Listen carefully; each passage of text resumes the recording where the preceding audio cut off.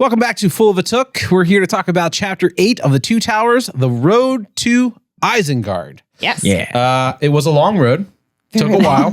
And it did not feel like it made sense half the time. But we got through it. I almost fell asleep. But we had a great prize at the end, which We did. was... Yes, finally. Spoil the end of the chapter. You can cut it. It was all great because this is how it ended. Like, I love Time for treat. Time retreat.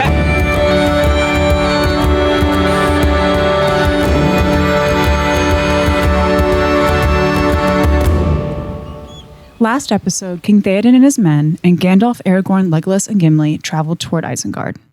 On the second day, a rider approached them with a warning to retreat back to Edoras because Saruman's forces drove back the Rohirrim. The surviving men had fled to Helm's Deep. Once the hosts arrived at Helm's Deep, they didn't have long to prepare before the enemy attacked. The battle wore on through the night, and the forces of Saruman broke through a tunnel in the wall and attacked from behind, but were quickly slain by Gimli. Then the enemy attacked them with fire, and Theoden began to lose his faith in his men and the fortress and declared they ride out at sunrise into the enemy and meet their end in a way worthy of song. At dawn, they rode out and pushed the enemy from the gates to the sound of trumpets. In confusion and fear, the enemy fell back and found themselves surrounded by a forest that hadn't been there before. They tried to escape both men and trees, but found their demise in Erkenbrand and Gandalf and 1,000 men from the west. Saruman's forces were either captured, slain, or lost in the shadow of the trees, never to be seen again. Fuck yeah. Yes. That's Helm's Deep in about 45 seconds. Oh!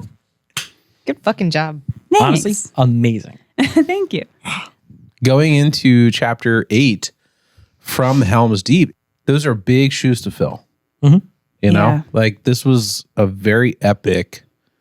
Especially it ends on just such a crazy note too. Mm-hmm. So kicking off into Chapter 8, I'm sort of like, well, where do we go from here? Yeah.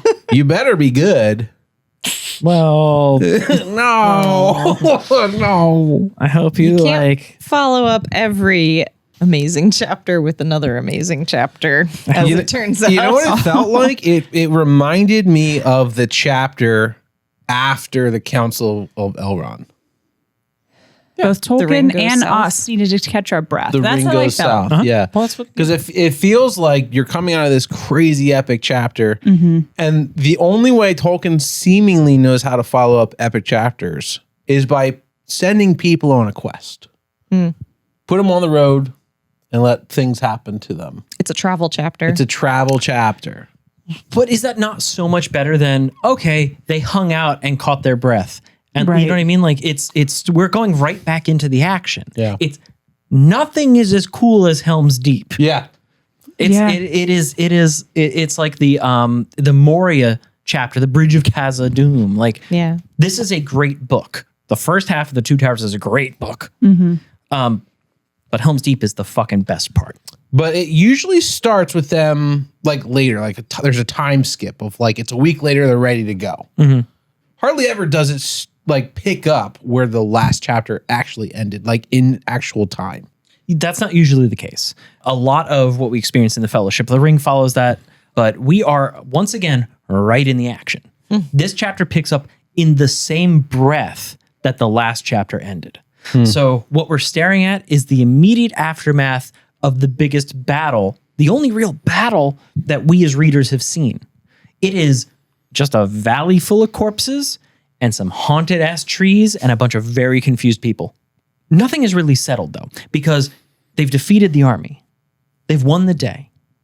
But now they're confronted with the what do we do with victory right now? Because also a forest has appeared out of nowhere. And not just any forest, like a malevolent, haunted ass looking forest. Like this is not a good place.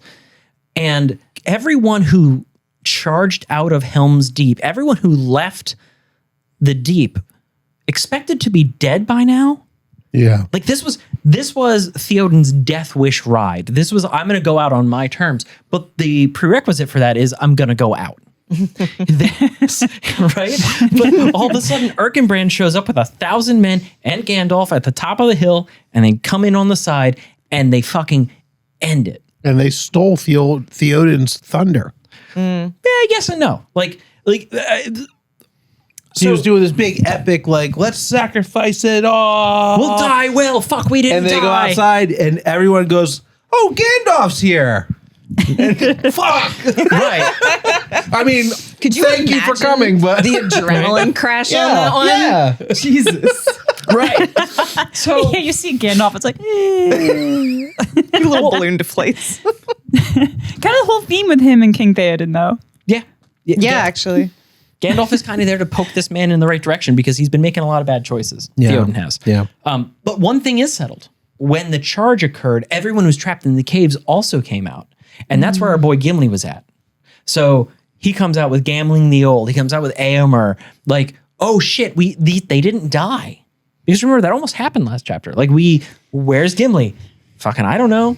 It was after the rout and after we got pushed back into the tower. We lost track of Gimli. He might have been in the caves. He might be dead. We don't know. He's back. And he's only got a mild concussion. But he comes out and he is like, Legolas, I have 42 murders in the last 12 and a half hours. And Legolas is so happy to see him. He's just like, you win. You got me by one, bro. I don't know what to say. I'm so happy you're here. Yeah. I thought you were dead. But that leads us into our next point, which is that, wow, Gandalf arrived, unlooked for. He brought an army. He brought a whole forest. Victory is awesome. Why'd you bring a haunted forest, Gandalf? And Gandalf says, like, I didn't do that. That was not me. It's cool. I'm glad it happened. But that was not me. Can you imagine that, like, on a battlefield? And you're like, oh, Gandalf. He's like, I brought some trees. Like, I honestly thought that was Gandalf. how fucking weird that would be. Right. But like trees You're that like, murder what do you people. mean you brought trees? You're Like, I brought those trees. I got some good trees, Murder. dude. Real mad. Go over there. There's some dope trees down there. They're fucking dangerous.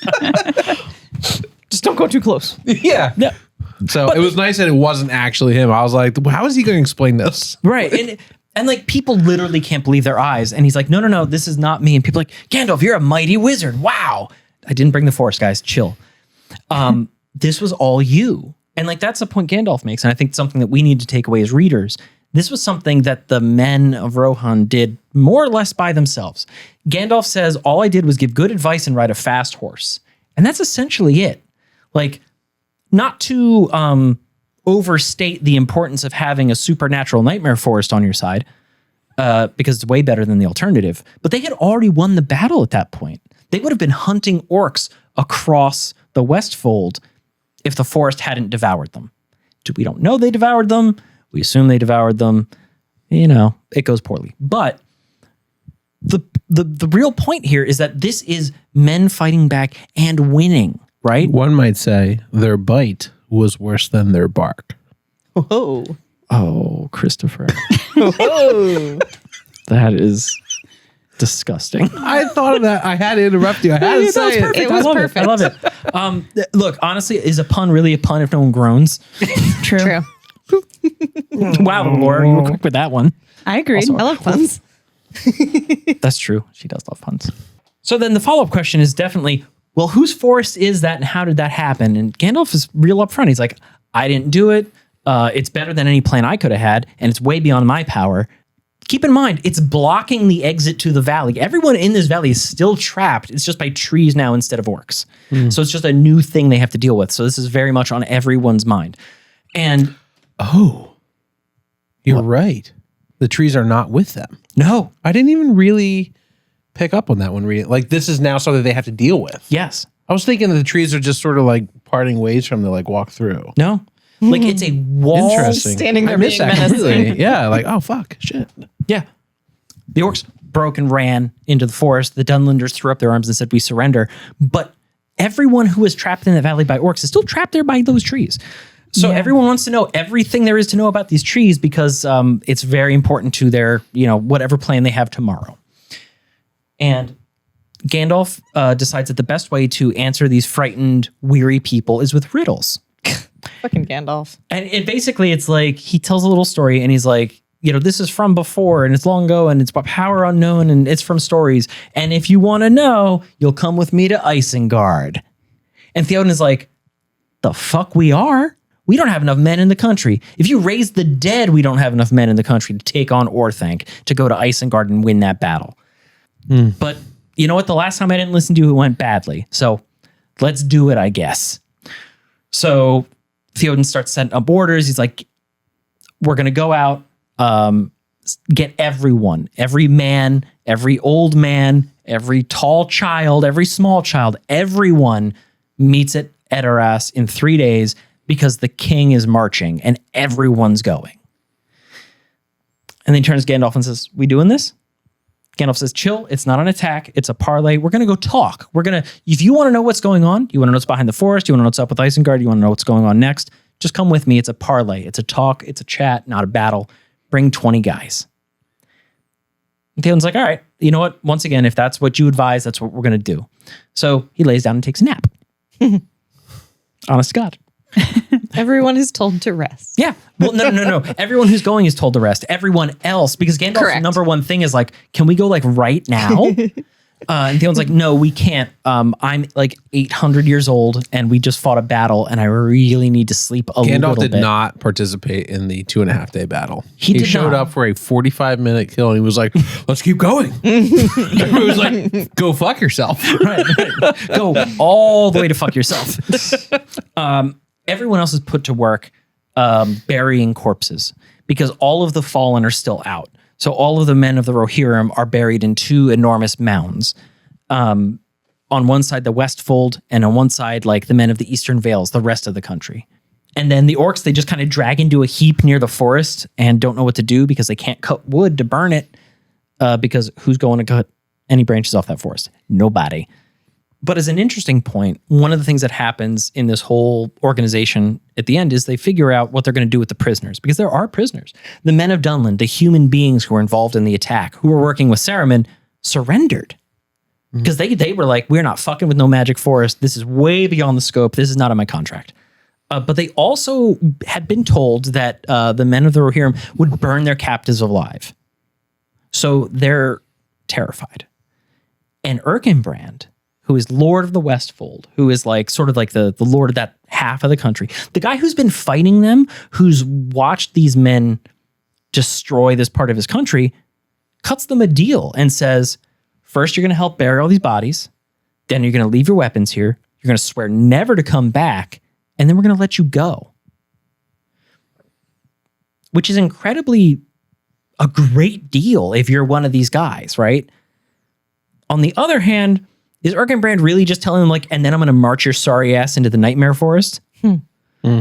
Like, so like, Also a pretty shit deal for the people that like live one town over. And like an army of fucking shitheads is going to roll in looking for weapons and being like, yeah. Well, that's the thing, right? Like you can release a whole bunch of war criminals to walk 45 miles home. How many are going to make it? I don't know. Is it none? It might be none. But they don't really go into that because at the end of nap time, Gandalf says, everybody get up, we're leaving. The forest is ahead of them. They are surprised to see that the road into the valley with the stream, the way they came in, is clear. The trees are everywhere else from valley side to valley side. It's a solid wall of malevolent nightmare trees. But directly down the middle is this road of relatively clear space. And nobody's really excited to go down there, but Gandalf says it'll be fine. And off he goes, so everybody goes with him. It's about 20 guys, plus Theoden, plus Legolas, Gimli, Aragorn, and Gandalf. Not a lot of folks. And like they go into this forest, and Legolas is like kind of losing his mind a little bit because these trees are talking. He doesn't know what they're saying, but he knows they're talking. And they're angry. And it's like they are pulsing with malevolence and anger. And everybody else is just sticking to the road and just trying to, hoping for the best, following Gandalf's lead. So they go into the woods, and Legolas is talking about like, oh, it's Fanghorn. Like, that's where these trees are from. This is wild. Gimli's like, yeah, that's fucking crazy, bro. I would not go in there. But you know what these guys are sitting on? They're sitting on like the 8th wonder of the world. They have these caves at the back of Helm's Deep that are a natural wonder. And like dwarves would pay no shit solid gold to just come look at. And Gimli spends 2.5 pages describing how gorgeous these caverns are, like with like gems in the walls and veins of precious metal and like dripping stalactites and stalagmites and like clear pools and sandy floors and like the amazing effects of the light and the shadow and all this stuff. And he's in love with this cavern. Like, he thinks this is amazing. And Legolas is like, yeah, you know what? You say people would pay gold to get in? I would pay double to get out. I'd pay double to stay out. Are you nuts? And they have this whole like back and forth because Gimli is like also very unhappy that they're riding through the middle of these like crazy trees. And Legolas is trying to tell him like, no, this is not crazy. This is wildly interesting. Like, these trees are a thing which we have never seen before. I'm an elf. I'm a wood elf. This is new. This is cool. Imagine being an immortal being and finding something new. You're going to want to explore it. Yeah. But instead he's on a pony with a super excitable dwarf and they're going somewhere else. And to kind of end their little back and forth, because neither of them can really agree on the natural beauty of either haunted forests or glittering caverns, Legolas suggests that if they both survive whatever comes, if they both make it, Gimli, if you come to Fanghorn with me, I will come to the caverns with you. And Gimli's like, not my favorite way home, but I'll take that deal. And honestly, I read that and I was like, you're going to go to a haunted murder forest to show this guy Some pretty rocks. Like, that's not a fair deal. Right? That's not it. And as they finish this conversation, they ride out of the valley. And they're back at the road leading into the mouth of the valley. So that means the entire distance from the mouth of the valley all the way almost to the goddamn end of it is packed with horrifying trees. The trees are whispering. The trees are like reaching. It's bad. But they emerge from the forest and Legolas turns around and it's like, Jesus God, it's got eyes. And everybody looks. And wouldn't you know, the trees do have eyes. The hills have eyes. The trees have no. I was thinking the same thing, dude. So all of a sudden, they're all looking at the forest and a couple of Ents walk out of the woods. Now, nobody here has seen an Ent. It's just 12-foot tall tree man coming at them out of the haunted forest they just passed through. Everybody is justifiably upset. Gandalf says, keep your weapons away and we'll be fine. They don't want anything to do with us.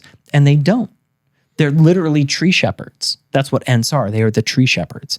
And in this moment, these Ents come out of the tree line and they're kind of like dressing things up and like making sure everything's where it needs to be.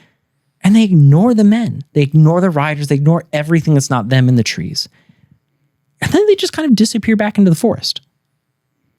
And everybody has to sit with that for a second. And Theoden is like, what in the fuck is going on?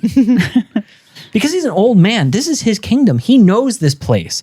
But suddenly stuff out of legend is coming to him. And he is just like, he's agog. He's like, what? And, you know, Gandalf has a real quick moment with him, which Sorry is to like, pause. I'm so sorry to interrupt. Did you say he's agog? agog.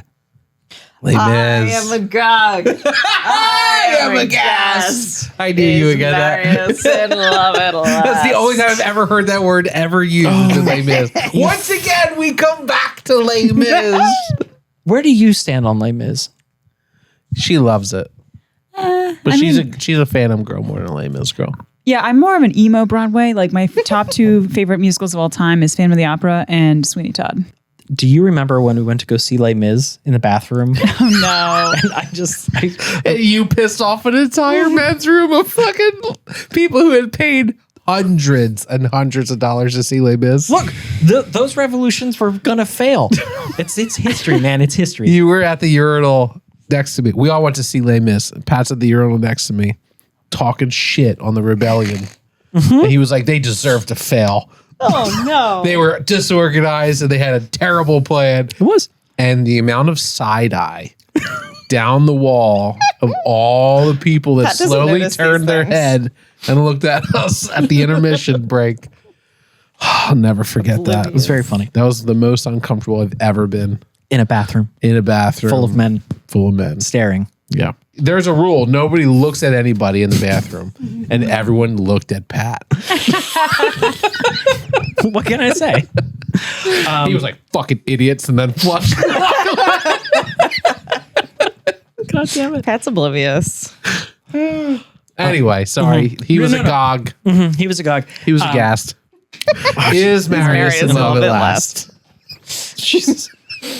And he and Gandalf have a moment where they basically go back and forth, and it's like, yes, the world is big and it's wild, but you should remember, Theoden, that other than the men of Minas Tirith, you have allies you don't know about in this world. And Theoden kind of like, he sits with that for a second. He's like, but that's amazing that my world has just grown that much. But how much is going to be lost in this war? How much will never come back? How much is going to be destroyed forever? Things I will never know about that are already lost.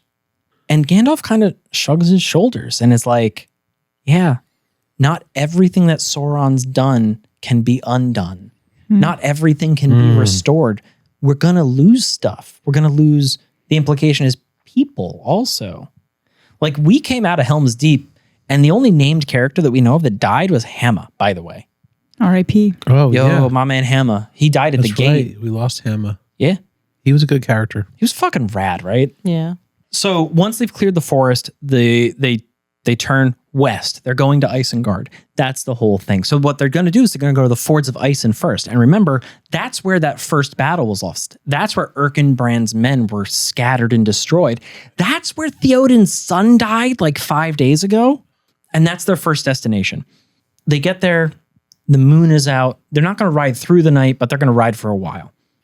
So they arrive in the moonlight.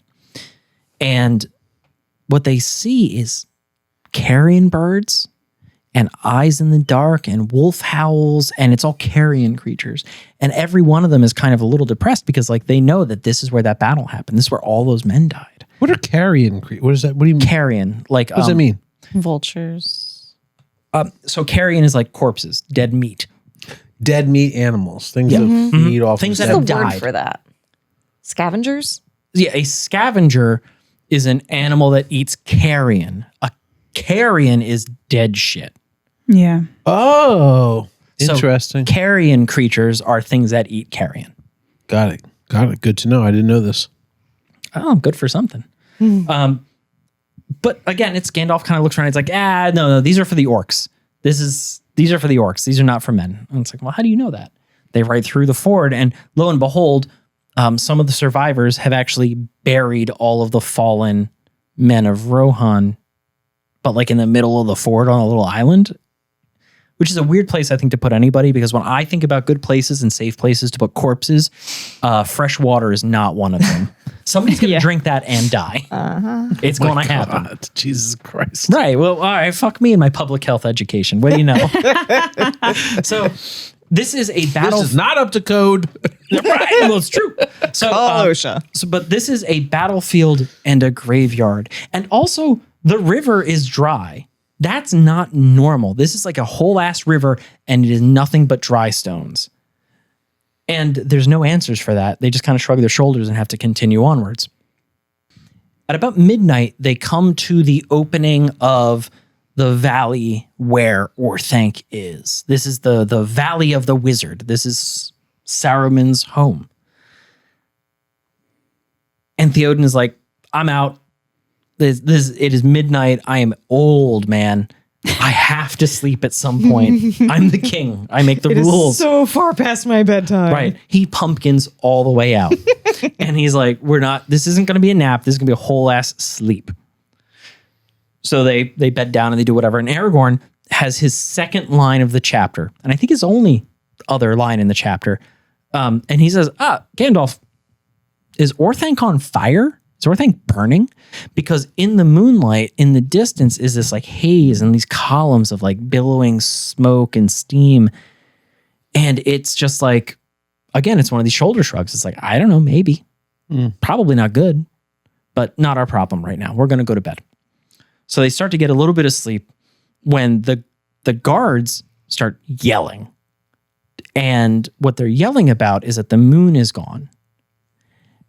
And shadows, like this darkness that's deeper than the night, is racing up the road at them.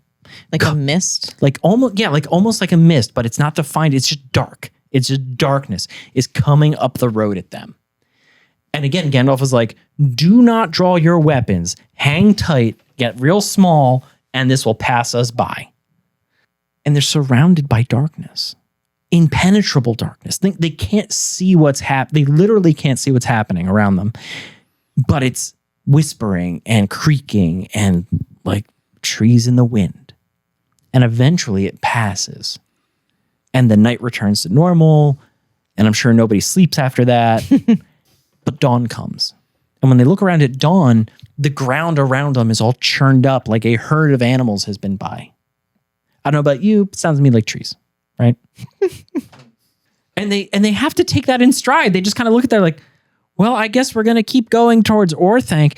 And everyone whose name we don't know right now, the other 20 guys are going, we signed up for the wrong fucking job. Yeah. This is bad. It's like 7 of them was like, who's this Orthanc we're going to see? Right. So at dawn, they come into the Wizard's Vale. They're going towards Orthanc. They're going towards Isengard. And once upon a time, this was a green place. It's a nice sheltered valley, trees, orchards. People lived there. It was a nice place. Then Saruman moved in, and he basically cut everything down. And it's brambles. It's a nightmare. It's a literal wasteland. It's a land which is wasted. Nothing productive happening. There's like some farms where slaves of Saruman work, but like that's it. And so this degradation of the natural world continues. And like this is the theme, right, with Saruman. He fights the trees and the trees fight back. But it's clear that this is not a one-off for him. He is systematically destroying the environment around him for whatever reasons. And they move up the valley. And as they go up the valley, the vibes continue to be bad. And they come to a black column with a white hand carved on the top, just pointing north towards Orthanc. And Gandalf's like, we're going the right way. And everybody else is like, I really signed up for the wrong fucking job. This part infuriates me. This disembodied hand just pointing. I want to talk about this in the discussion because it makes no fucking sense that there would be like a Disney World theme park guide sign in the middle. Well, I took it as a different way. It's like he's so obsessed with Sauron. Like Sauron's an eye in a tower. He didn't make a hand in a tower. It's just like a foreboding body part floating in the air. Like if you were a megalomaniac with all the resources in the world, wouldn't you put like weird shit everywhere? In case you are lost, it is this way. Oh my God. Like, it's better than a tongue. Just like if it was worm tongue, it'd just be a great tongue. Just like a flag flapping in the wind. Yeah. Ew. Ew. But it truly was the spaghetti noodle worm. Spagata. Just hanging down. Remember we were talking about that? Yeah. Oh, yeah. So good. You gotta wind it back That up gives me a chill like every time. Like, When he talks, it flicks and it sticks to his cheek, and he's got to peel it off and put it back in his mouth. He like sneezes and Remember this thing you got when you were little? You put a quarter in the machine at like a diner. Yeah, the sticky hands. And you would add a hand and you go what? And it would like stretch 3 feet and it would hit the wall and then it would snap back and you could like grab paper and stuff off of tables. Yep. And you would hit somebody in the face. My mom banned those in my house so fast because we had one room that had like a 12-foot ceiling and we just whipped them at the ceiling as hard as we could. They would stick forever. Yeah, they would be there. And they would take dry the paint out. off and like, fuck yeah, dude. It was like weird little spaghetti noodles hanging. She hated that shit. I'm so sorry, Mom. Yeah, as a homeowner now, I'd be like, God damn it. Each one leaving a little like oil mark on the ceiling. Yeah. Can never come off. You'll never unsee it. And so they go past this like Disney World ass looking sign and they get to Orthanc. And what did they see? What's Orthanc? Orthanc is the tower of Saruman. It's within Isengard. We know it used to be nicer. It is a mile-wide circular wall against the mountainside. Inside is like a shallow bowl, but the walls that surround it are huge and black stone studded with towers. It has one gate, and it's just a tunnel through this wall of rock. This is not like a concrete block wall. This is not like 10, 12, 30 feet deep. This wall is enormous. You have to travel through it Is to it get a inside. natural rock formation or is it built? It was built by the Númenóreans, the men of Oh. Westerness, ages and ages and ages ago. And inside this valley, it used to be nice. This ring wall. Like a caldera? Yeah, a it's like volcano? it's like a shallow caldera. And it used to be nice. There used to be orchards and trees and lawns, and it was a nice place to go. But like within living memory, no man has been in there except maybe like, I don't know, Wormtongue. And in that time, Saruman has cut all the trees. He's gotten rid of all the grass. He's paved roads in there. And against the inside of this huge wall, and it's a mile across, right? He's built basically worker housing. It's workshops, it's barracks, it's armories. He has packed it with thousands of workers, servants, slaves, soldiers. This is where his garrison lives. That's where his army came from. And then deeper in that expanse on the inside, he's just driven shafts, like mine shafts, down into the earth, into caverns beneath. And there's furnaces, and there's smithies, and there's treasuries, and there's great iron wheels. There's industry here. He's built factories in a way that is alien to everything else we've met in Middle-earth. And they're spewing steam and sound and like nightmare colors, like neon blue and like all kinds of crazy shit. We saw this in the film version of Fellowship of the Ring. They introduced that early, which was kind of interesting. Isengard is this like sort of industrialized hell.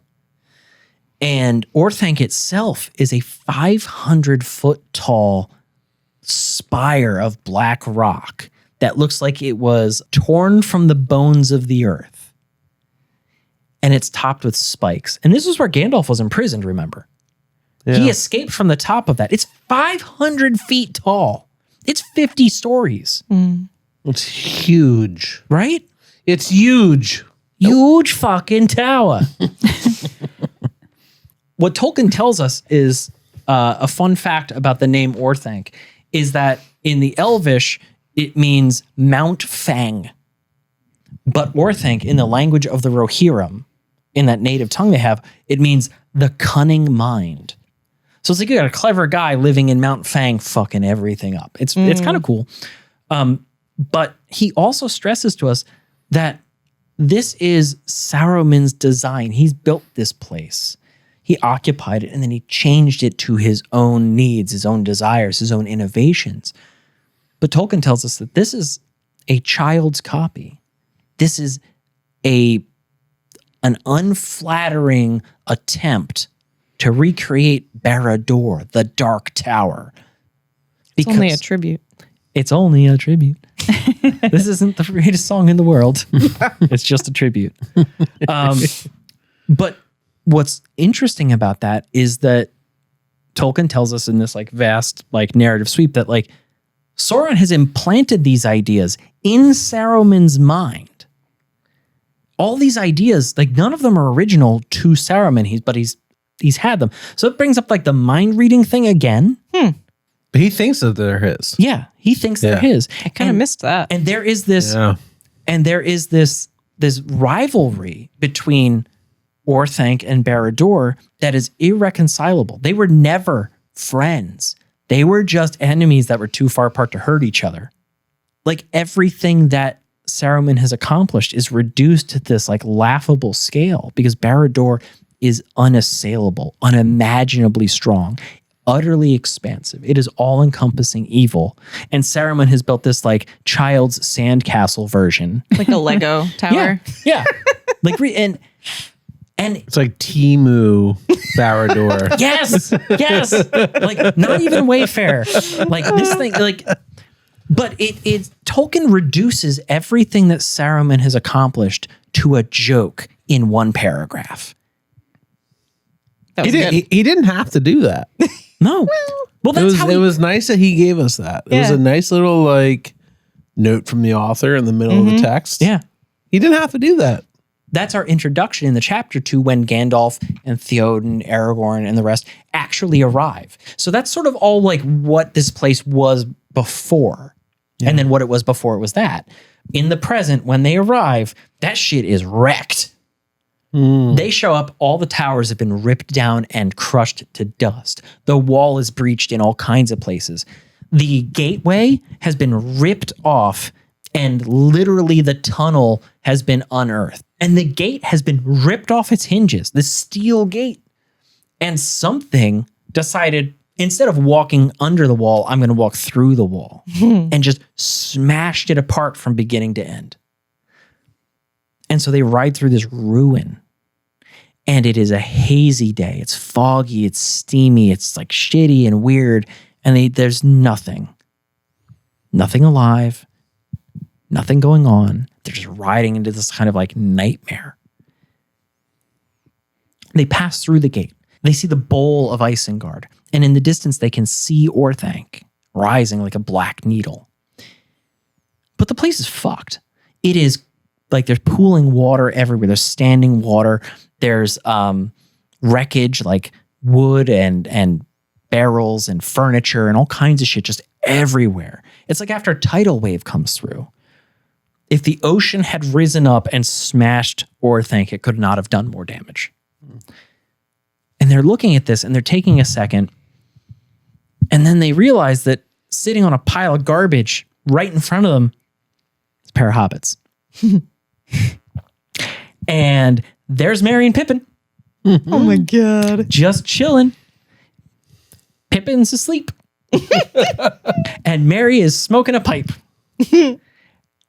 Howdy, y'all. Oh my god. And Gimli loses his fucking mind. Because they are clearly in the middle of some kind of fucked up picnic. Just like when they broke away from the orcs. Yes. Yep. Like there's bottles of wine out. There's boxes of food busted open. It is like scavenger heaven. So Pippin is not asleep on a nap. He's passed out. He's like wine drunk. yeah, he done. He done. Which is very different. Right. My man carbo loaded to the max. Yeah. And Gimli is livid. He's like, we murdered our way through 600 miles to find you having a picnic? What the fuck is this? And Mary's like, chill. Did you not, like, look around you? Brother Gimli. My man. Chill out. I'm glad in your long journey you didn't find any wits. Because if you did, you would notice that, like, we are victors. We have conquered. This is the spoils. I have a ham sandwich. Like, we're chilling out. Have a Pringle. Yeah. And Gimli is like ready to pull his beard out. He doesn't know whether he wants to hug them or like just pop their little heads off. Oh my gosh. Like, he's so upset. Everyone else is like, yeah, hey, we found them. Yay. And the way Gimli is treating them, Éomer like, this is them, right? They're friends, right? They got to be good friends. Everybody's like, the rocks are talking. Jesus Christ. Right. And Gandalf was like, oh, good. You've survived. I love it. What happened? And they start to like, well, you know. And then Theoden is like, again, another fucking legend. And he said, what is this? These are halflings? Hobbletons or whatever. It's, hoblards. Whatever it was. He, It's a weird word. Yeah, he has a weird I wrote word. it down. Hoblet. Use little. Hobbleton. Look, Hobbleton. look, guys, it's some hoblets. Wait, you gotta say it quick. It's almost Dutch, like Hobbleton. Oh God, I refuse. It's like a mixture of Hobbit and Hobbiton. Yeah. But if you went, I like to imagine it's the word that Hobbits God. is short for. But it's like you just smash it all together, but Theoden is like, great, more legends. What the fuck is this? And they're like, oh, and they have like deep bows because Pippin wakes up too. Treebeard said to treat you guys well if you showed up. The Lord of the Mark and Gandalf. No one else matters. Again, Gimli and Legolas getting the absolute shaft. Aragorn getting absolute nothing. yeah. And like it's full of deep bows and kingly, how are you? And all this other shit. And then the hobbits are like, but you know what's super wild about this? Is that you even know what a hobbit is to be amazed that we're alive and here. We haven't met anybody who knows what the fuck we are. And like, to be fair, you've really mostly talked to monsters. Yeah. And so before they can really get into this back and forth about why pipe smoking is so super fucking cool, Gandalf was like, guys, where's Treebeard? And Merry's like, oh, wait, I had a thing for this. Treebeard said to say that if Gandalf and Theoden showed up, that they could find him at the North Wall where the good water is. And Gandalf's like, well, thank fucking God we got to that. And like off they go. And like the chapter ends with Pippin going, man, Theoden was kind of cool, right? And that's it. That's for the fucking end scene. Back to the Hobbits. It's a really weird conclusion to the chapter because truly it's the most anticlimactic ending to a chapter possible. It's like we just beat Helm's Deep and now we're going to the gates of our current enemy and everyone's like, oh fuck, we're gonna die. This is crazy. And we get there and we missed it. Yeah. Whatever happened, we missed it. But you're left with this like super positive feeling of like Merry and Pippin. Yeah. Yes. And these two fuckers are just hanging out, eating. They're like, what's up, guys? Yeah. Welcome. You missed it. Exactly. Like, smoking. And Gimli's like, where the fuck did you get the weed? You motherfuckers. I actually love that. Like he was upset about the weed, and Legolas, like a man after my own heart, was like, "How did you get wine?" Yeah. They're sitting there eating, smoking weed, drinking wine. And Mary I love him in this moment because clearly some distinguished people have ridden up. Mm-hmm. And he's like, oh, was I supposed to tell you something? Let me think about it. Like just being like a little high drunk dickhead. It's so fun. We're just instantly back to Fellowship where the hobbits are just fucking around being little idiots. Yeah, and he's just I can picture Mary being like, "Oh, what's that? Did you want something?" Like just fucking with them. It's so fun. I'm so happy the hobbits are back. We needed them. Yeah. Yeah. And then it's so great when everybody leaves and Pippin's like, "They seem cool." You know what I mean? Like, it's such a real thing. That's what you would say if we were hanging out and a group of people came and hung out and they walked away. Like we had a similar moment last year in Halloween. Last year was the first year in our house that we did not do Halloween trick-or-treating inside. Normally we make everybody walk up the steps. We have a lot of steps to our house. They walk all the way up to the steps. Horrifying. They knock on the door. We give them, a Reese cup and they walk all the way down the steps and they leave. And we thought, you know what? This year, let's make it easier. Let's set up a whole table with chairs and everything on the sidewalk. So we can interact with people more. They can walk up. We'll meet our neighbors a little bit more. We'll make it a little easier for the kids too. And you meet these groups, they come through, they walk by, and you talk to them, and people walk by. And immediately me and RJ would talk to each other afterwards and be like, well, they seemed cool. I get that. I related very much to that as such a simple conclusion to a borderline boring chapter that ends up becoming very not boring at all. Who the fuck is Erkenbrand? I I have the same question. I can understand the logistics of who he is. He's the lord of the west of the Rohirrim and blah, blah, blah. He saves the day with Gandalf at the end of the last chapter. But I feel like everyone else, we get this really in-depth description of who they are, what they do. There's usually like a song of the past of their forefathers. He just sort of like slips in, slips out. And then is he in the appendices? Does he ever come up again? Like I'm left with all these questions. He does get dropped in. He's a piece of world building. The idea is that Erkenbrand is meant to tell us like, okay, he's a powerful dude in this kingdom where the king is asleep at the wheel, but he's fighting the good fight, but he's losing. And what's nice is that he is kind of there as a stand-in for the Rohirrim and Rohan waking the fuck up and doing work. It's the same way that when Hamma dies at the gate at Helm's Deep, we're told about it afterwards, and it's like everybody's like, ah, fuck, I miss Hamma. Hamma's a stand-in for all the people who died. Like that was a battle that cost. And Erkenbrand is this kind of like slingshot moment of like, we got all the way fucked up, but we are back, baby, and we're doing good work. So he like represents the army of the West. The West Fold. The West Fold. The West part of Rohan. What's the difference? Between the West and the West Fold? Yeah. Okay. The West is an idea that is everything that isn't Mordor, basically, and it's like associated with Gondor, like the men of Westerness, Numenorians, that kind of shit. West Fold is a specific piece of Rohan. It just happens to be the western half of the country. It's called the West Fold. Yeah, it's the West Fold. They say East Emnet and West Emnet. Is that the same thing as the East Fold and the West Fold? More or less. Okay. Lots of different like names coming up and being used interchangeably, and it's very confusing. It's okay. Especially when you get into the archaic English. We all know that English is a fuckload of words that all mean the same goddamn thing. Yeah. So this is also like not a new Tolkien move, Right. Yeah. right? It's like this. We are how many chapters in? Many. 29 chapters, 30 chapters So the in. last about book was 30. 22. This one, this is just So- chapter 8, so 30. 30 chapters in. He's done this before. So I'm on to your tricks, John. I like that we're meeting Gandalf the White, and he's not the same as Gandalf the Gray. They're different people. They're speaking differently. I feel like he's a little sassier. He comes in right away just speaking in riddles and being obtuse again.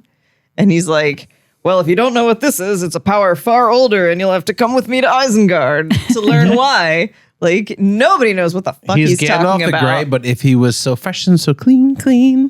Like, I feel like he's also like ran out of time. So he has no time for the other semantics he used to do, or like, he's like, okay, I could tell you, but instead I want you to just come with me. So just I'll tell you on the way. Like, I don't have Yeah. time for this. That Like, we makes got to sense. keep moving. Yeah. But really, though, is the riddle that much longer than Theoden going, what the fuck do you mean, Ents? And then having to explain that? I don't know. At least it gets to be clever. Yeah. He This gets is- to feel good about it. This is like if we went hiking and we came across an 18-foot tall shoe. And I was like, oh, well, this is the family that lives in the shoe. So we're in York, PA. You were There's a real shoe house. Oh my God. What? My parents took me to it. We actually Did it you was a have museum. your moment where you were like, this is a like real thing. Theoden's moment where you're like, this is of legends. Is that where they keep the 13th Leeds child? Well, the worst Yeah. thing is, I was No, like, that's in New Jersey. I was like, is this where the story came from? And they're like, no, someone just liked the story and they built a house that looked like a shoe and they lived in it. And then that's the museum. And I remember being a child, like, why the fuck are we here? How does that story go? There was an old bitch who lived in the shoe. There was an old lady I who lived don't in a think that's shoe. it. She had so many children, she didn't know what to do. What's next? I don't know.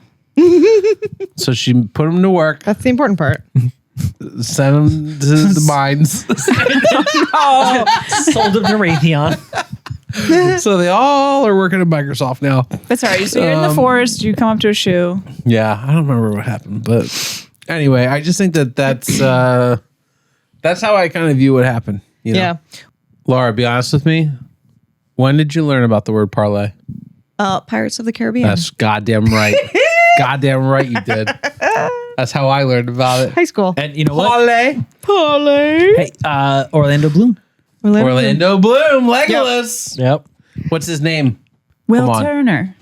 Yes. I couldn't even come up with that one. I was going to say Orlando Bloom. You were shaking in your shackles. That was Still. like my dad and I's like favorite movie. We saw them all in theaters. That's awesome. They were amazing. Yeah. So, How unlikely is it that he could just walk up to Orthanc and be like, Polly? well, he does. He addresses that kind of, and they're like, "What the fuck? What are we gonna find?" Right? Gimli says specifically, like, "Okay, you're taking us to Isengard, but what are we gonna find when we get there?" Let's And- go with the smallest possible party and ask to talk. But Gandalf's answer is, I was there last night." Yeah. But it could be different from then. So, like, what does Gandalf know versus what is he telling people? And like, he's not even trying to be fun about lying to people anymore. Yeah. That highlights for us is that we know very little about Gandalf the White. What made Gandalf the White from Gandalf the Grey is never fucking explained to the reader. We just get Gandalf the White handed to us. And the fact that he is a mystery and acting kind of mysteriously just fits with that vibe. Yeah. You don't have to like it. It's the reality. Yeah. Yeah. Did anybody feel like Gandalf was kind of being a dick to Theoden? Little About bit. what? Theoden was like, oh my God, are these Ents? I've heard about this in my childhood. This is like legend, like lore coming to life. And Gandalf was like, they're Ents, fuck off. And it was like such a weird attitude. I mean, it kind of plays in what you're talking about with like Gandalf the White just being a fucking shithead. But his specific responses to Theoden, I had to put a note about that. I was like, dude, when Theoden's like, oh my God, they're Ents. Do you think And the Gandalf's name like, was given only an idle fancy? Yeah. So to be real though, maybe Gandalf the White has like woken up and realizes he has a job to do. Yeah. Because can you imagine Gandalf the White making fireworks for a Hobbit's birthday party? No.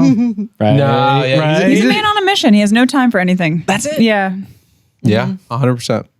Well, right after that, Theoden kind of like says, oh, like we only knew of these Ents through children's tales and fairy tales and songs. And here they are in front of me, come to life.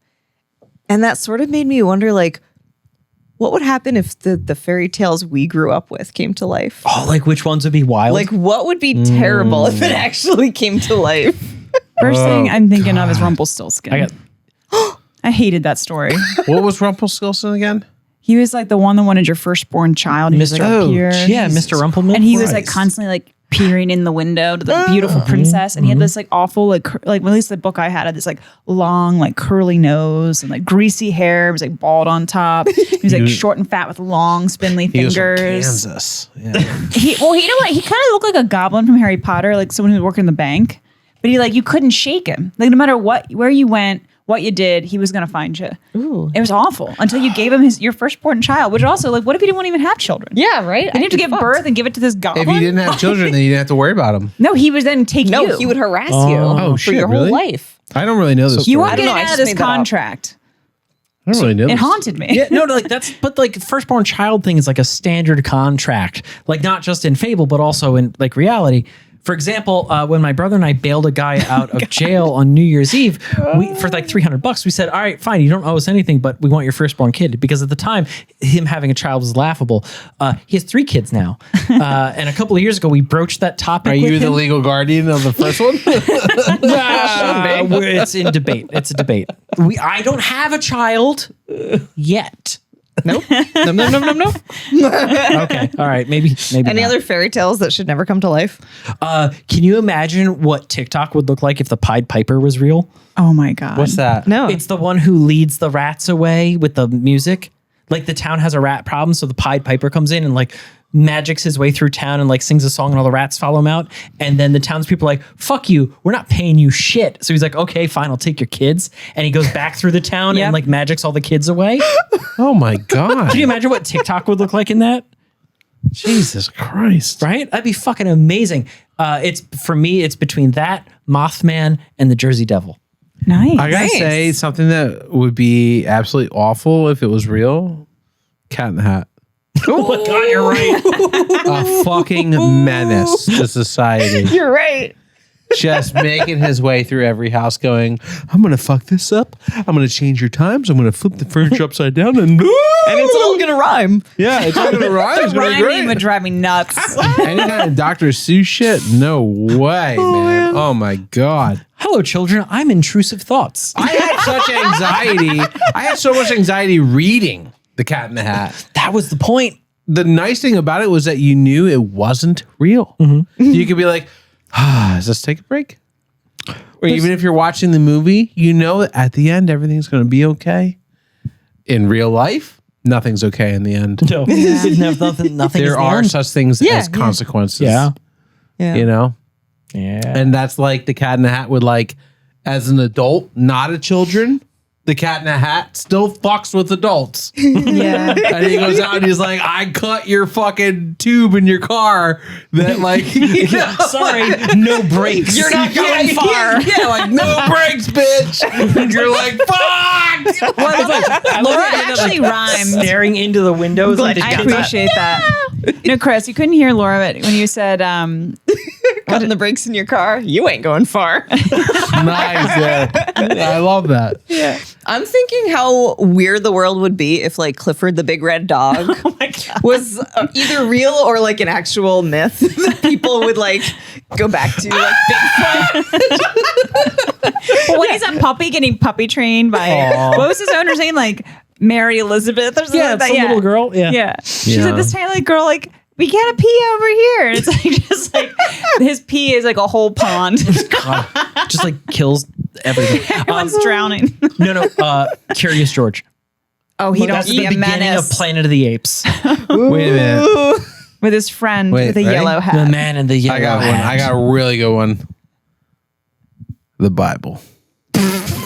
What if the Bible was real? Oh my God. All I gotta say, Lot and his wives. Lot and his what? Don't look it up, kids. Oh, Jesus. Oh, that took a weird turn. Did it? Gandalf says something that's really funny to me. It's they're like, what's going on with Isengard? And he's like, I don't know. Saruman's up to some shit. We'll see you tomorrow. Right. And everyone's like, that's not an answer. I don't like that. And he is on his own shit. I mean, I think half of my notes are just calling out that Gandalf the White is kind of a dickhead. But there's so many examples of this because everyone's literally like, oh my God, what's going on? And he's like, I don't know. Right? Right? I know, but I'm not going to tell you. Yeah. It's like so weird. Legolas and Gimli are just like so happy that they're both alive. They're like, whatever, we're here for the ride. Yeah. And Aragorn's like, thank God Gandalf is back. I don't know where he's taking us. This is okay. I don't have to be the leader. Theoden is like, I've already written myself off as dead. My suicide charge didn't work. What's next? Doesn't even matter. And then the 20 guys that are along for the ride are just like, fuck. Yeah. He knows the answer. Everyone knows that he knows the answer. And he's like, yeah, it's crazy, right? Guess we'll find out tomorrow. Roses are That's a red. weird rhyming riddle. Roses are red. Violets are blue. Wouldn't you know? I don't know. Good one. And then he's like, time for bed. Yeah, roses I'm are a red. wizard. Wouldn't I don't you know? sleep. Just goes to sleep. I want to talk about something that came up, which is called the endless sigh. Ooh. I would like to challenge each one of us to give us a recording of what your endless sigh sounds like. Starting with you, go.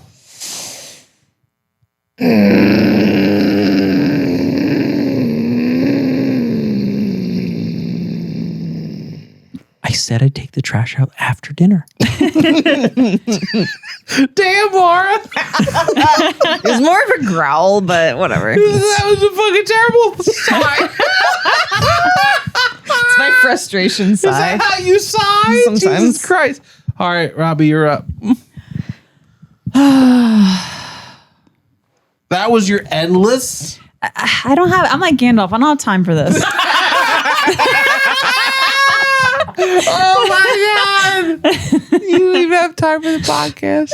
I don't have time for an endless sigh. I got shit to do. She's got shit to do, shit to talk about. She got smut to read. Mine is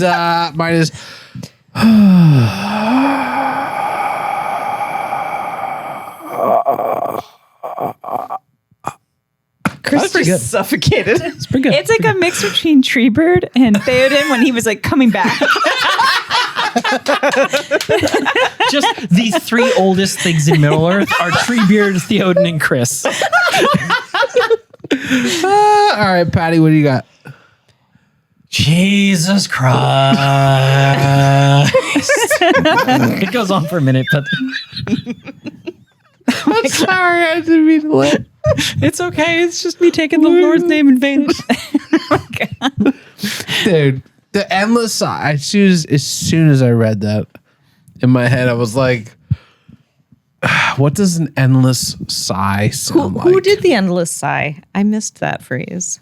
An endless sigh In the sounds chapter. like an antiquated sex term. I was a little confused when this black mist passed over them. I could not figure out what it was supposed to be. Mm-hmm. Was I supposed to know that? Or was it just like a mystery of magic? A mystery? Nice. So, RJ, do you have any? Wasn't it the Ents? It was? Yeah. How? What wasn't the answer? They're It was the horns. trees. What? Because they're not rooted, they're walking on their roots and shit. And every time we see this dark forest of like semi-wakeful trees, it's dark. Is it implied because they have so many like leaves? They're blotting out the sun? Well, I mean, in Tolkien's writing, we've also seen that like just being magical, you can blot out the sun if you want. You can affect that. You can become literal darkness. Oh, also kind of like the Rangers, they can become like shadow. That's a good point. Yeah. So like the fact that he is just like kind of like hand waving away to where it's like a forest is going to pass you, a living, walking, running forest is going to go past you. It's going to be scary as fuck. And in horror, a lot of it is not what the monster is, but in how it affects people, right? Yeah. Everyone's terrified. And the light in which you see it. Yeah. Yeah. So is the darkness not more at least engaging and interesting as a reader than him describing like a whole bunch of trees like running on the roots all the way through? The orcs' bodies were removed from Helm's Deep at the same time that the forest disappeared. Did the forest bring the bodies back to Isengard? Gandalf did answer this when Legolas asked about the orcs. He said that they will never be seen or heard from again. They're just gone. Those were the ones that entered the forest, but also the ones that had died In the final charge? in the final charge. That heap of bodies also disappeared that night. The trees buried them essentially. They just piled stones on They them. use them as fertilizer. I mean, that's probably also true. They're also probably Organic. healing the earth with them. Yeah. They're unnatural and came from the earth, and back to the earth they will return. Oh, shit. What is it? Do you remember War of the Worlds where like the aliens use straws to like just suck the flesh off of people? It's like that, but with trees. Oh my God. I had a quick question I want to bring up about the big black pillar. It was carved. It was the way it was written was very confusing to me. It was a big black pillar carved into a white hand. So this is the signpost that they find at the mouth of the valley when they head towards Orthanc, right? Yeah. That's what you're talking about? I read it as a black stone with a white hand on top of it. So is it wood? No, it's all stone. Stone. But it's painted. Stone. Painted. So it's who The white painted? is Who painted. painted it? One of Saruman's servants? They painted it white. Yeah. So it's a black pillar With a into white hand on white top. hand, and the white hand is like Pointing north. bathrooms to the right Correct. on top. Yes. Okay. Then later we have a change that occurs, right? Where the mist sort of evolves, and suddenly there's red fingernails. Well, it says it was stained with dried blood. Yeah, the whole thing. The nails were red. It does specify. It specifically says the fingernails turned red. But so what we're talking about is that the I don't the white understand what's hand, going on here.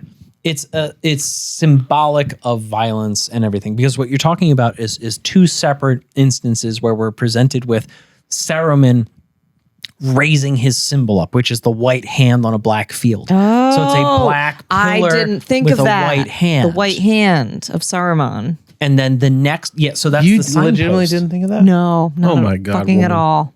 Right. So again, black pillar. So and I thought about this a minute ago, Show but you like, a white hand.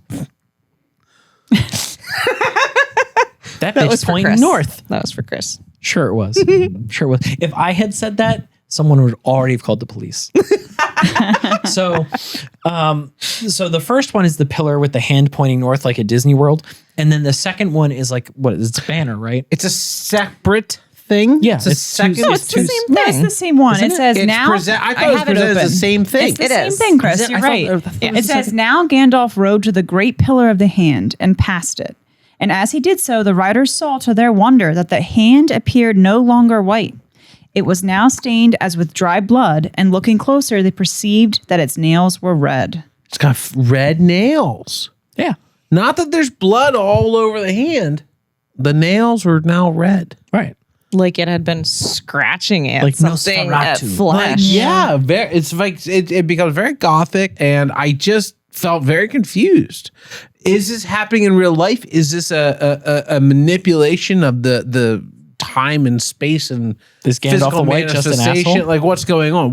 Why does this black pillar with a bathrooms to the right sign, white painted hand on it, pointing to the north, suddenly have red nails? I mean, his army was just defeated in battle, in a bloody battle. Yeah. Maybe I it also was like think- symbolic. I also think it's interesting that comes up only after the comparison to the Dark Tower, to Sauron's tower. And now it says this is a joke. And then now that the mist has passed, now it literally looks like a joke. Yeah. Like it's not this beacon It becomes of like white a clown power. hand. Yeah, it's like now it's tainted. I'm like, and so in my mind, I thought, is this something to do with Saruman's powers? Is it showing that it's fading, that he lost? Yeah. Or is this think so. Sauron fucking with him? Being like, you lost, and I'm going to make it obvious. Your beacon of this is my stronghold. Yeah. I'm going to taint it and make it look like this. So it's no one will be fooled. Well, I like the idea that it's representing the white hand of Saruman, and it's no longer white; it's stained with blood. Yes. So like That is such a great symbol. yeah, what's I feel like happening in the that story. And I don't know what's about to happen next, but it sounds kind of like Saruman's defeated. Dinosaur. Saruman. Yeah. I have something I want to bring up. You had a lot of somethings you've had to bring up. Tolkien. I'm teasing you. That was sassy. Yeah, that's why I created a podcast for that. What the fuck are you talking about? That's the whole point. I'm teasing you. Oh my God. It's so funny. All This right. is the fifth time in a row you're like, I have something I have to bring up. No, he's right though. Yeah, I am correct. I am. teasing you. I am creating new things to listen to. I am creating fun, interesting moments for the audience to listen to. I'm just teasing. That's how it works. All right, what's your point? I'm creating a 1930s radio show. Flash. One thing that I observed about this chapter that I did not love is that Tolkien is doing a really weird thing with his writing. And he is sort of writing with amnesia. It's something he does every now and then. He's done it probably 2 or 3 chapters of each big book. I don't mean book 1, book 2, book 3, book. I mean big book. Like he did it The once Fellowship. or twice or 3 Fellowship. This is now the first, maybe the second time he's done it in the 2 Towers. We are on this journey with Tolkien, with our characters. We're all on the same journey. He does this thing where he talked about writing about who or what could these little half-sized men things be. What the fuck are you talking about? You mean Theoden? No. No, It's not in regards to Theoden. It's in regards to Tolkien writing. Oh, when he was from zero, there's describing- no POV. We're not from anyone's POV. It's just narrator POV. Yeah. Right. Narrator knows what a hobbit is. Narrator knows who all the characters are. But narrator is now telling us we saw these little things that were half the size of men that looked like something. Children. I couldn't tell what. We know what the fuck it is. We know it's a hobbit. Why are you acting like I don't know what a hobbit is? It's this weird thing that Tolkien does like once or twice a book, and he did it in the first book and he's doing it now. I don't appreciate it, and I don't like when he does that. That's my argument. Well, I think in these 2 paragraphs, he's using it as a mechanism to create mystique and tension for the big reveal, which is so rewarding when we realize it's our beloved Merry and Pippin. Because he never says, what is this thing? It says, it looked like a young man or boy. Maybe like a, blah, blah, blah. And it keeps going on this description, which is very vague. It's to put the seed of hope, I think, in the reader's mind of, oh my God, is it Frodo? Is it Sam? Is it Merry? Is it Pippin? Like, obviously, I think with what we're reading, we would assume it's Merry and Pippin first and foremost. But you don't really know. And it kind of leaves it open-ended. Yeah. Well, because he did that to us with the White Rider, right? Yeah. And so that's an example where if the narrative isn't explicitly Like the narrator's if the in on it. if the narrative isn't explicitly acknowledging that that's Merry and Pippin, we as the reader for a couple of paragraphs, a couple of sentences at least are like, what the fuck is going on? Like, what is this them? Are we about to get like a misdirect, a head fake? Like, what is that? Yeah, it does introduce them in a way where they could fake us out and say that it's something else. Yeah. Like a goblin or something. Like Which I think is quite rewarding than being like, and there was Pippin laying, smoking a pipe. You know what I mean? I disagree. It was I think it would have Gollum been wearing more a Pippin rewarding. suit. Oh my God. I think it would have been more Is Gollum rewarding in a though. wig? Like E.T.? Hello. It's supposed to be Gollum's head turns and there's like a little curly wig. It describes him. Be a Mary, a Pippin.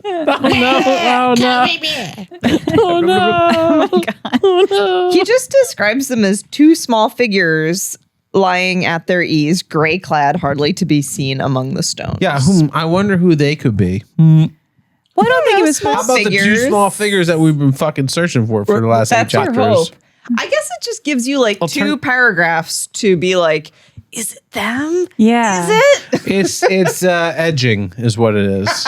But it hits way better than Gimli jumping directly into, what the fuck are you doing having a picnic? Yeah. You know what I mean? Like I get it. It just, I didn't like it. I didn't like it. Fair enough. What if he pivoted at the last second and been like, it was a pair of remarkably handsome goblins? Oh my God. I love that. I don't love when Tolkien acts like we don't know who the characters of this story are. But isn't that actually called narrative irony? It is. See, I actually was more frustrated with Tolkien when he made us relive what Ents were. After we already went through that painstaking Treebeard chapter, when finally they see where they are and they're all talking about him, and like Theoden is like all excited. He's like, "Oh my God, has the Lord come to life?" I'm like, "Why are we reliving this? It was the longest chapter of this book so far. Stop! Enough with the end history. I can't take another sentence of this." Like, I hated feeling ahead of the Fellowship. Well, they're not the Fellowship anymore, but the group. You hit the nail on the head. That is what bothered me about this whole bit. Did Merry and Pippin already have an experience in person with Gandalf prior to that moment of rekindling? The last time they saw Gandalf, he got whipped off the edge of a bridge into hell. But did he? Because he said he was in Isengard the night before. Because I have serious issues with Merry and Pippin seeing a dead guy and not freaking out. They're high as fuck. Well, once again, Gandalf said he had been there. Like, that was part of his urgent mission where he left them in Helm's Deep. He was going to get Erkenbrand, but also do stuff in Isengard. Didn't he also talk to Treebeard? I'm afraid what to say because I don't know if I remember something I've read or not. So I'm not going to say anything. Okay. We know that in Fangorn Forest, Gandalf approaches Gimli, Legolas, and Aragorn and says, the hobbits are safe and they're with Treebeard. They're taking the hobbits to Isengard. Right. We know that. Whether or not he interacted with them, I'm not sure of. But I did not appreciate the fact that I have not seen this interaction. I have not seen Merry and Pippin interact with Gandalf since Moria. But they're not surprised that he's alive. He fucking rides up and they're like, hello. They do a big bow. Yeah. He's dead. He's fucking dead. Well, clearly, what are you talking about? Well, clearly, we are now behind the group. We were ahead of them for a second, and now we're behind them. We're gonna have to figure it out. And maybe it'll come to me, but I'm just telling you, that pissed me off. That legitimately pissed me off. That's a good moment though. That's a very real thing to recognize in the narrative. Is like there's a dissonance there. There's a disconnect between 100% the way people who see someone come back from the dead have reacted previously in this book. Found it. Yes. What's Found my it. wife got? Is it? When Gandalf asked, okay, did Treebeard leave a message for me? Merry says, well, I was coming to it, but I've been hindered by other questions. I was to say that if the Lord of the Mark and Gandalf will ride to the Northern Wall, they will find Treebeard there. So somebody has already told him that Gandalf is expected and that he should go to the Northern Wall. So they clearly know Gandalf's So alive. they know Gandalf's alive. But let's reverse this for 2 seconds. Okay, ready? You and I go cave exploring with Pat. Spelunking. We go spelunking with Pat. Pat's thing breaks and he falls down into the deep dark death. Bye. And we go, no, and we cry. Oh no, Pat. But Pat died. He exploded on the floor as far as we know. Like a rotten melon. Yes. We then leave said spelunking. We then go hang out with other people. A couple months later, we go out and we are sitting at somebody's house party and they say, is Pat coming? Make sure you give him this thing. The first thing I say is Pat's dead. And they go, no. And I go, yeah. Watched it happen. We're gonna have some weird dreams tonight. Like, there's no fucking way anything they say to me will change my mind. Because I saw it happen. They saw it happen.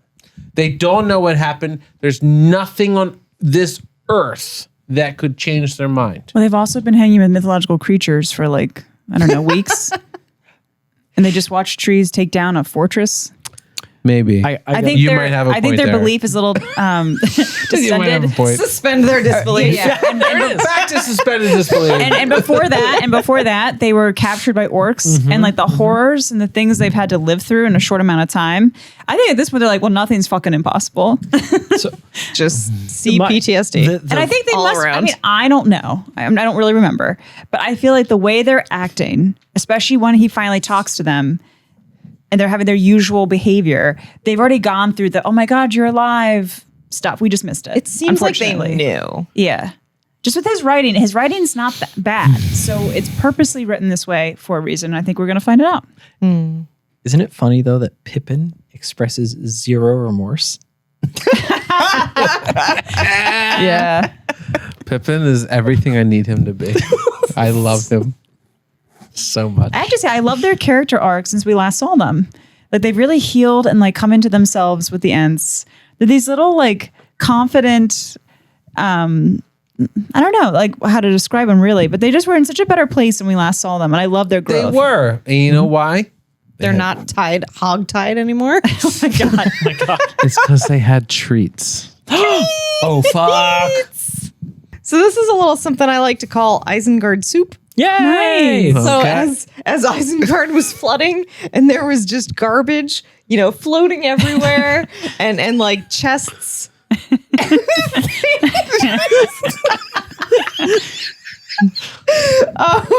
So what we have here is some vegetable soup And to represent the flooding and all of the debris that was floating around Isengard. what is in the vegetable And soup? in the middle, we have an Orthanc made of breadsticks. Nice. It's a bundle of breadsticks that's falling over.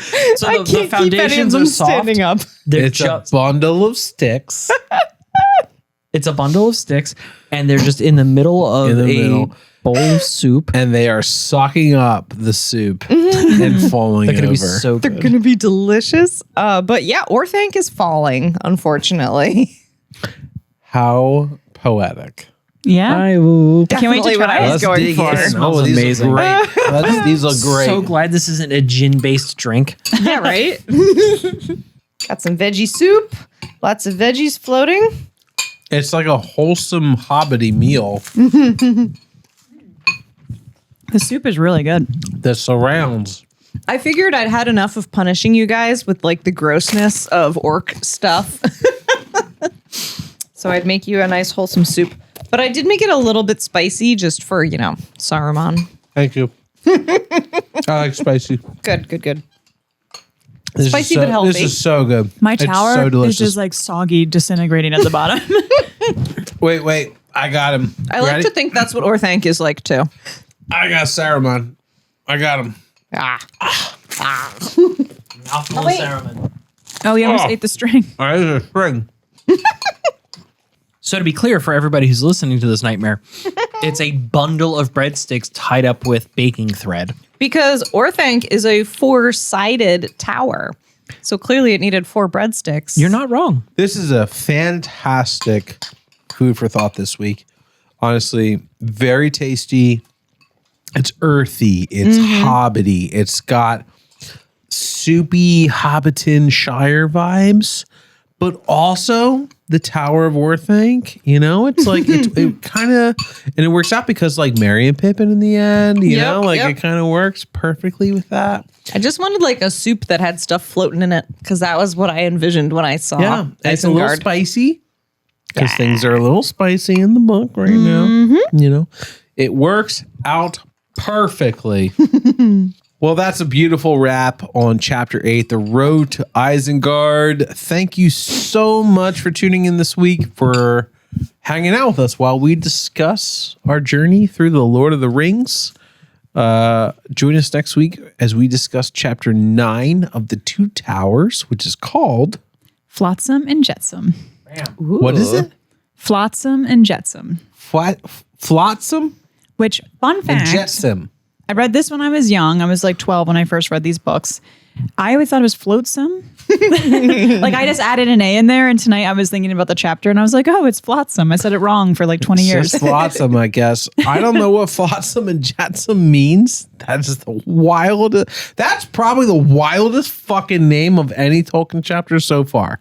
Right? Yeah, it's kind of random. It makes no sense. But honestly, I'm here for it. I don't know what flotsam and jetsam means, but fuck it. Who cares?